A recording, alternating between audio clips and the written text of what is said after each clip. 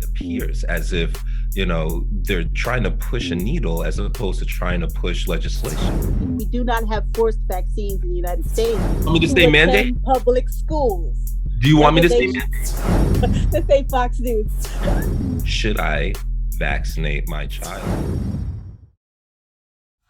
My name is Dr. Uchenna Onyeani. I'm a chiropractic physician looking for natural remedies for everyday health issues. Join me now. You're on the go with Dr. O.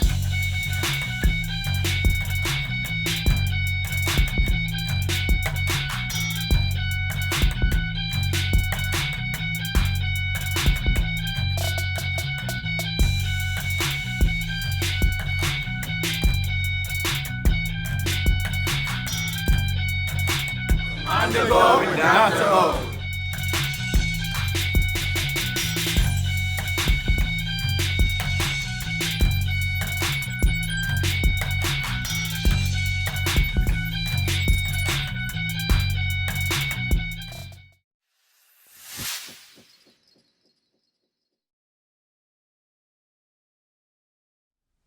December 8th, 2020. 91-year-old Margaret Keenan became the first person in the world to receive the Pfizer COVID-19 vaccine. This injection, felt round the world, is supposedly the answer to what many consider the deadliest virus the world has ever seen. As officials sounded the panic alarm during the early onset of the COVID-19 pandemic, the decision was made to close all non-essential businesses, including schools, parks, and libraries, effectively placing many residents in a state of quarantine. In keeping with the data on their website, the CDC COVID tracker suggests a recovery rate at over 98% of people who tested positive for the COVID-19 virus since the pandemic began. On December 14th, 2020, the COVID-19 vaccine arrived in the United States, with many questioning the safety and necessity of a serum that, according to some, lacked the standard length of time for testing.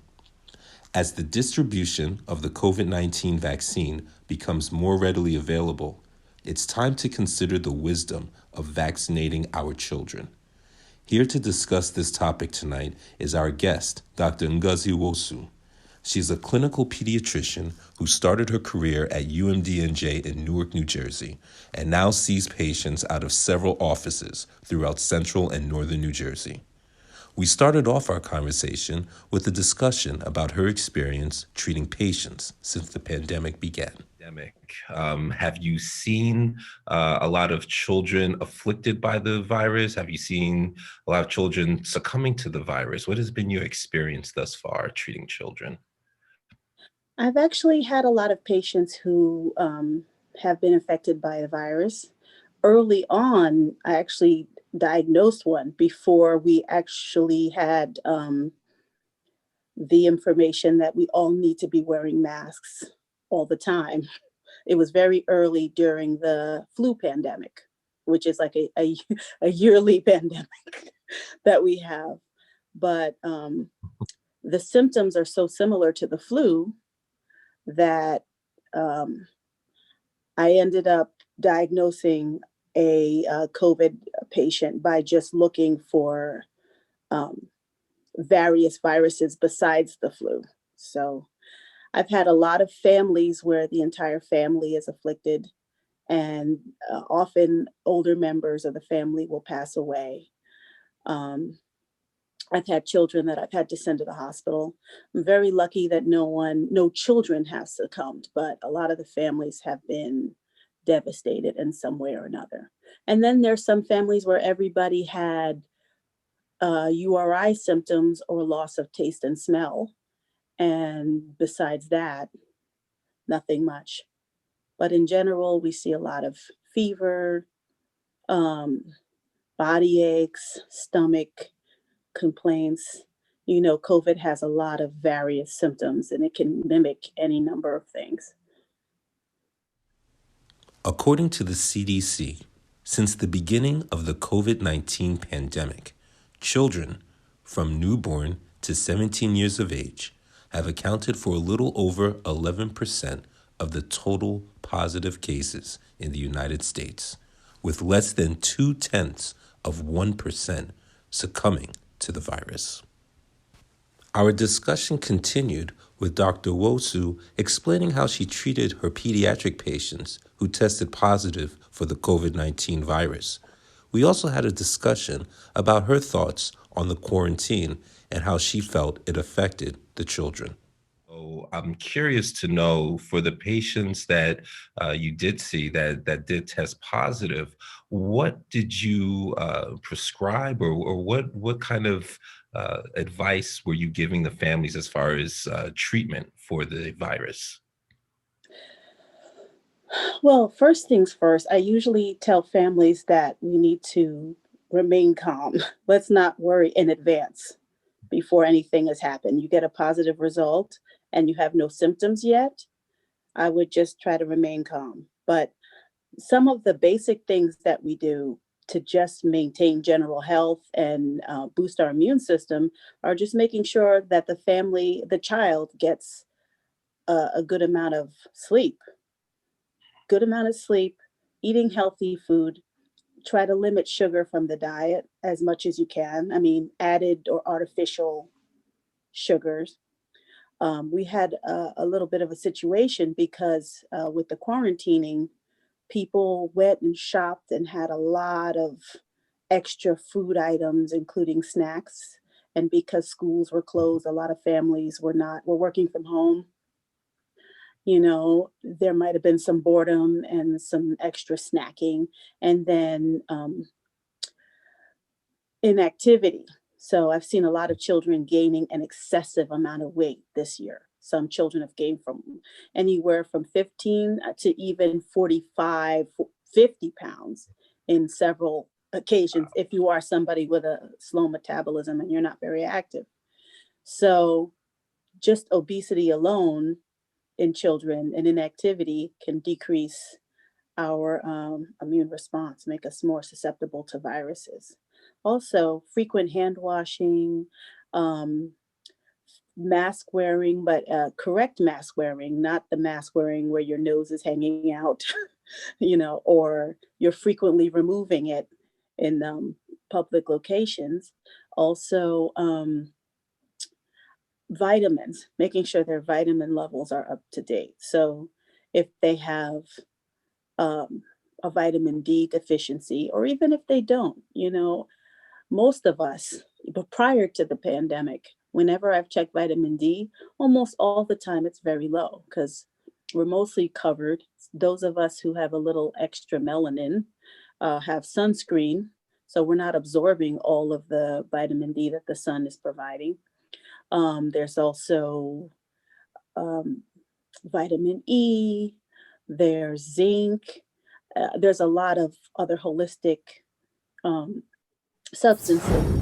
We've been taking them for just colds and flus in the past, but I say if it's not going to harm you, I mean, go for it. The old adage, food is medicine, has never been as important a message as it is now. The type of food we put in our body will determine how effective our body's immune system will be when it comes to fighting foreign bacteria, viruses, and other pathogens. This rings especially true for children.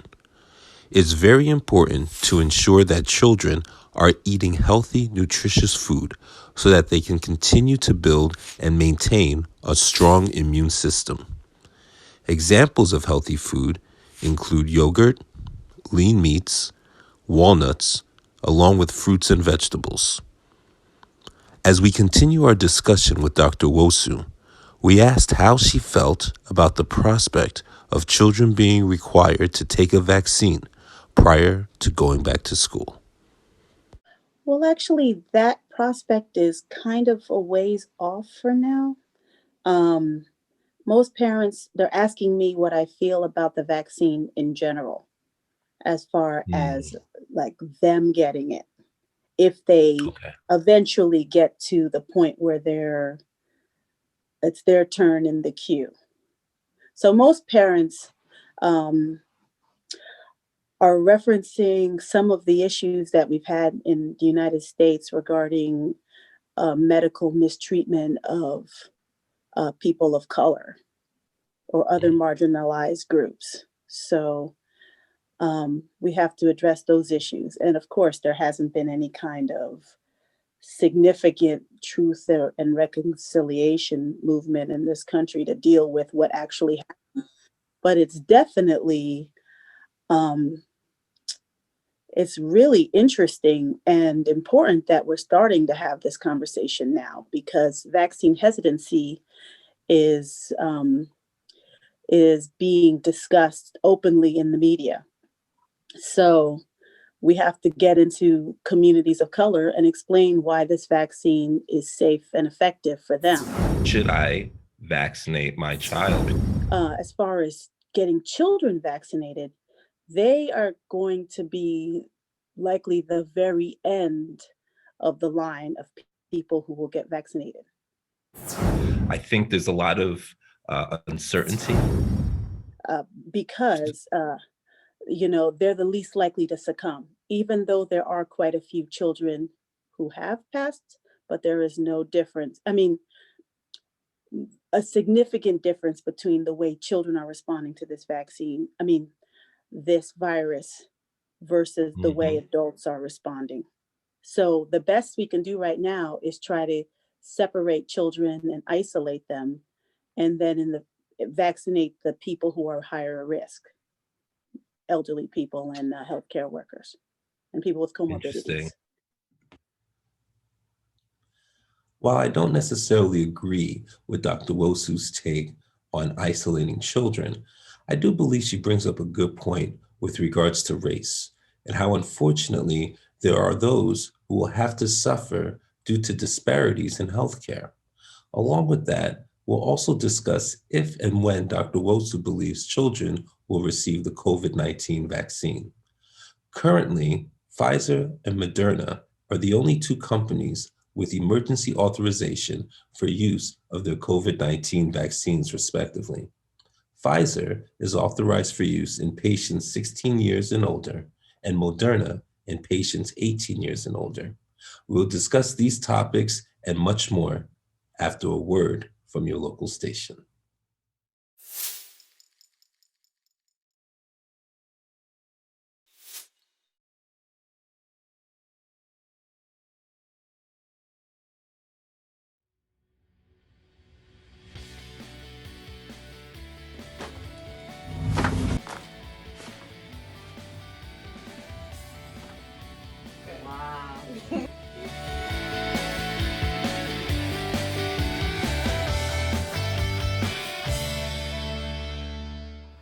So we have a patient here who came to our office starting early fall, and she just wanted to share a little bit about how she's been feeling.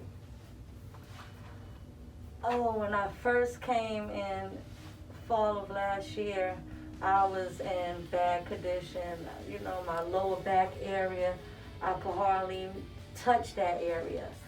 And I believe after a month of coming for treatment, that pain went away after 20 years. And I just couldn't believe that now I could touch that area, bend down, and my stress level even decreased from the treatment. And I just want to thank Dr. Anderson and Sabri for all of the service that they've given me. It's been astounding. So if you're feeling any pain anywhere in your body, I would say this is the place to come.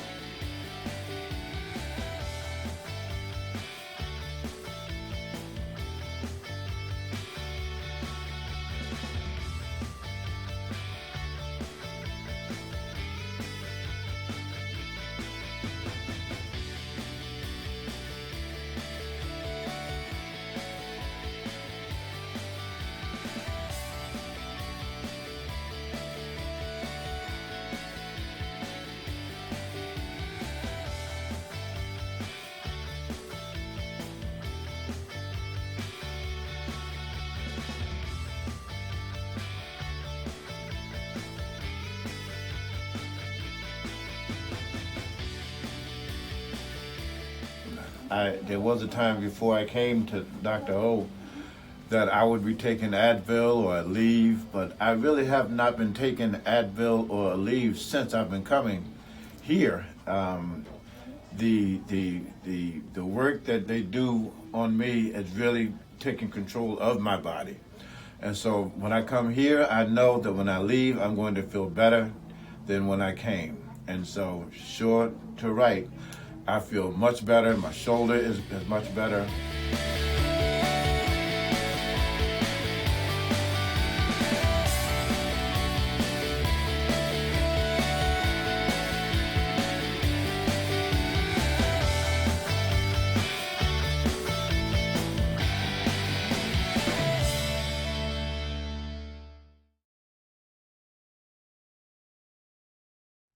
We now return to On the Go with Dr. O. For many decades, communities consisting primarily of Black and brown residents have expressed frustration, claiming they are victims of environmental and social discrimination. From areas of blight to overcrowding, fast food establishments and liquor stores to lead water, one could argue that these factors, combined with documented healthcare disparities based on socioeconomics and race, has left people living in these communities with a weaker immune system, making them more susceptible to catching and succumbing to the COVID-19 virus. We started off the second part of our discussion by asking Dr. Wosu if one could come to the conclusion that the COVID-19 pandemic has exposed the culmination of years of systemic racism, leading to exposure of these environmental and social factors that communities of color have had to endure. I definitely agree. I think there's many factors that are contributing to a lot of people of color, especially Black and brown people, being exposed to and succumbing to the virus more than some other groups. Well, one of them, some of the things you just mentioned, the effects of systemic racism, as we discussed, the possibly having to live in some conditions that might be crowded, the stress of experiencing microaggressions and macroaggressions in your life, and stress alone weakens your immune system. Absolutely. And Absolutely. And so, to that point, Doc, I guess one of the concerns that could be raised is if we can agree that people of color are more susceptible to the virus based on environmental issues, one could argue that instead of trying to push a vaccine on them, perhaps we should look at changing laws so that they're not subjected to the very stressors that we just mentioned. Perhaps instead of trying to push the vaccine, maybe we should look at, maybe doing more to improve the type of nutrition that is available. When we look at a lot of Black and brown communities, we're looking at liquor stores, we're looking at fast food places. These are things that are very quick to diminishing our immune system, and it could, potentially, as you suggested, leave us more susceptible to the virus and the effects of the virus. According to the CDC, African American cases make up about 12% of the total positive cases for the COVID-19 virus. By contrast, there are about 5 times as many positive cases for other ethnicities, and makes one wonder why there's such a strong campaign to vaccinate African Americans. In fact, there's a new report out from the state that says when it comes to the vaccine, only 2% of those who have received it are African American males, and that is the big concern. So there is a loud plea, which is becoming a little bit more desperate these days, to see more African American males take the COVID-19 vaccine. Authorities acknowledge the hesitation based in part to a health study done years ago at Tuskegee Institute. But they say when it came to work on the COVID vaccine, a number of African Americans were involved in its development. So today, a distinguished group of African American men from Passaic County and Patterson joined the mayor to ask black males to step up and be part of the solution to end the COVID crisis. I got the shot. Yes. My wife got the shot. My friends are here getting the shot. It's up to you to decide, are you going to be a leader or you're going to be a follower? Make the decision. Make the right choice. Based on data provided by the United States Census, there are approximately 42 million African Americans living in the United States. An estimated 1.3 million African Americans have tested positive for the COVID-19 virus since the pandemic began. Therefore, only about 3% of the entire African American population in the United States has tested positive for the COVID-19 virus.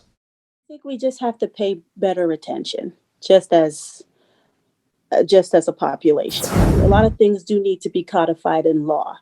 With the House will likely pass it, but some of these are very large measures that are going to require, in some cases, the 60 vote margin, unless the filibuster, which is a remnant of Jim Crow, is eliminated. So we'll see. But the things that we can do right now to stop the dying, because at this moment, a lot of hospitals are on divert. So what I mean by divert is they have no more room for any kind of sick people. So they're becoming just big COVID treating facilities. So if you have a heart attack, good luck to you. If you have appendicitis, if you have any of the regular things that used to bring you to the hospital, asthma attack, good luck. According to data provided by the CDC, it appears that older adults have a much higher propensity to suffer from severe symptoms associated with the COVID-19 virus, thus leading to hospitalizations. This same data did not list children as a group likely to suffer from severe symptoms stemming from the COVID-19 virus. The environmental factors that children are exposed to can have a profound effect on their growth and development. Introducing toxic and/or unproven substances has the potential to be quite harmful and disruptive to the balance between a child's physical, mental, and emotional health. While we didn't discuss the potential negative effects the COVID-19 vaccine could have on this delicate balance, I did ask Dr. Wosu about the children living in communities exposed to toxic environmental issues, and we both agreed that these children are experiencing environmental racism as well, where they have toxic waste dumps, they have increased traffic, they have various other things that lead to asthma, hypertension, diabetes, food deserts. But the thing is, we've been aware of these disparities for quite a while, and there hasn't been the political will to do anything about it. Right now, they're just starting to, well, not just starting. There are some people in politics that are working to change these conditions, and some people who are working to maintain these conditions. Right now, there's been some executive orders, but it's only been about a week. So we'll see what happens. But it's going to be a lot faster in a case of an extreme emergency, as is COVID, where we're heading swiftly towards 500,000 deaths in 1 year. Majority people, Black and brown. And the amount of energy and time it's going to take to close all the liquor stores and make sure the schools are up to date and up to code and get all the lead out of the water. I mean, how many people will be dead by then? I think we can do both. And we have to do both. We can't go on like this. Well, I guess the concern is if the argument is that, the people who are more susceptible are only susceptible because of these factors. I guess the concern that I have is it appears as if, they're trying to push a needle as opposed to trying to push legislation. I think that, one could bring up the argument that, you said we can do both, but it doesn't feel like both is being done. It feels like only one part of that is being done. What about that, Dr. Fauci? Kids and the vaccine? Well, it's been an important tradition to preserve the safety of children. We're very concerned that we want to make sure we emphasize the safety of vaccines so that hopefully within a few months, we'll be able to tell children what I know we'll be able to say: the vaccine is safe and effective in you, and we're anxious to get you vaccinated. You mentioned that, the children would be last in line to receive the vaccine. So 2 points. Number one, you did mention earlier in the first segment that as far as you were aware, not many children had succumbed to the virus. So based on that, and obviously a lot of parents have seen that as well, I know there are a lot who don't want to have their children vaccinated. What do you say to those parents? So when you say succumbed, we're talking about death, right? Because Correct. many And children. we have a minute left, Doc. Yes, Just so you're many aware. children are positive, and they're very capable of transmitting the virus to their teachers, their families, and then they're the ones that end up dying. Even though there are children who have died, including infants. So, the flu vaccine has been mandated in schools in some cases. And the flu, a lot of people were getting it and they were showing signs, and some of them were dying, but not to the extent of the entire population being affected the way they have with COVID-19. Obviously, we can also discuss the flu vaccine as well. But, with the last 15 seconds that we have, I do feel that, we should definitely do a little bit more research. To your point, we do want to protect the teachers and the parents, but they are getting vaccinated. So I think that it would be, responsible of us to at least see what the research looks like before we start talking about vaccinating children. But unfortunately, we have run out of time. This is a great discussion. Dr. Wosu, I want to thank you so much. You were absolutely phenomenal, very informative, and we do appreciate you being on the show tonight. This has been On the Go with Dr. O. We invite you to watch our next episode, and we thank you for watching this episode. You all take care of yourselves. God bless, and good night.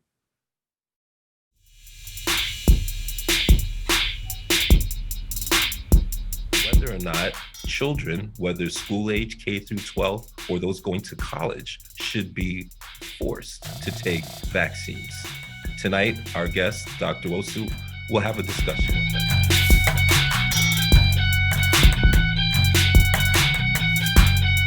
What is that forced to take vaccines? Yes, you need to do that over. Mandated. Whether, let's say Fox News.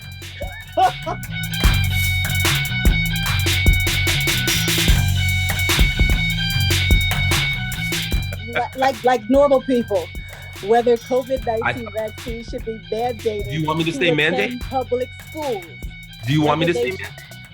Yeah, that's what they normally mandated. You're not forced to take. We do not have forced vaccines in the United States unless you are in the Army or some armed forces. I was going to say, you do kind of. And tonight we're going to be discussing the COVID-19 vaccine and whether or not it's, and yeah, because I was starting to think about forced and mandate.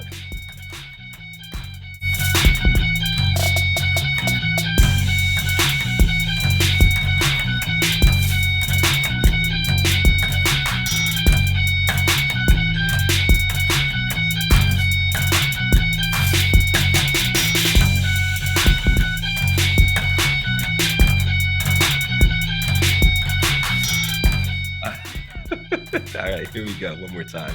3, 2,